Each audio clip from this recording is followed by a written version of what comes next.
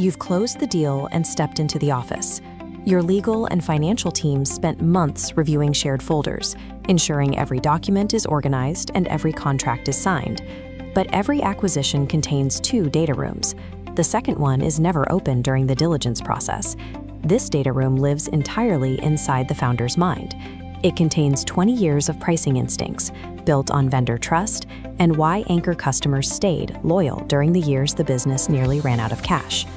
Research shows 42% of institutional knowledge exists only in individual minds, disconnected from formal systems.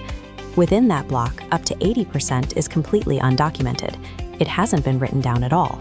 Most buyers discover too late that the core operating manual for their new business simply does not exist. Valuation professionals identify this missing documentation as key person risk, and they systematically penalize the business's value because of it. This creates a 10 to 25% valuation discount baked into the purchase price. Risk materializes post-close when 30 to 40% of key employees depart, taking knowledge. Replacing them costs double their salary, destroying first-year margins. The lack of documentation creates an active, quantifiable financial leak that drains the acquisition's first-year profit. When the founder's transition period ends and they walk out the door, the business loses its pricing logic. This isn't just a list of numbers. It's the judgment to know when to sharpen the pencil on a bid and when to hold firm. Informal vendor relationships, unwritten loyalty promises, and the instincts needed to handle equipment failures on a job site all vanish simultaneously. Capturing this knowledge during diligence is often hindered by what looks like seller friction. In many cases, slow document delivery and rigidity on minor terms aren't tactical moves. They are symptoms of grief. For a founder, selling a business built over 30 years is the end of an identity. Successful acquirers manage this emotional experience as a strategic priority.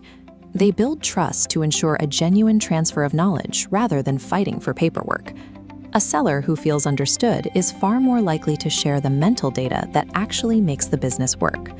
Organizational research suggests a full transfer of institutional knowledge requires approximately 3 years, but most purchase agreements only allow a transition period of 30 to 90 days.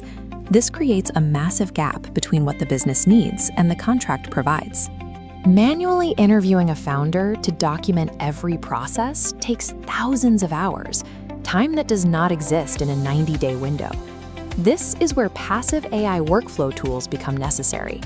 These tools watch the founder's digital screen activity and automatically generate step-by-step operating procedures.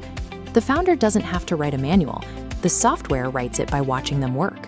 Conversational intelligence platforms then take over during handoff meetings, transcribing and categorizing hours of dialogue into a structured, searchable knowledge base.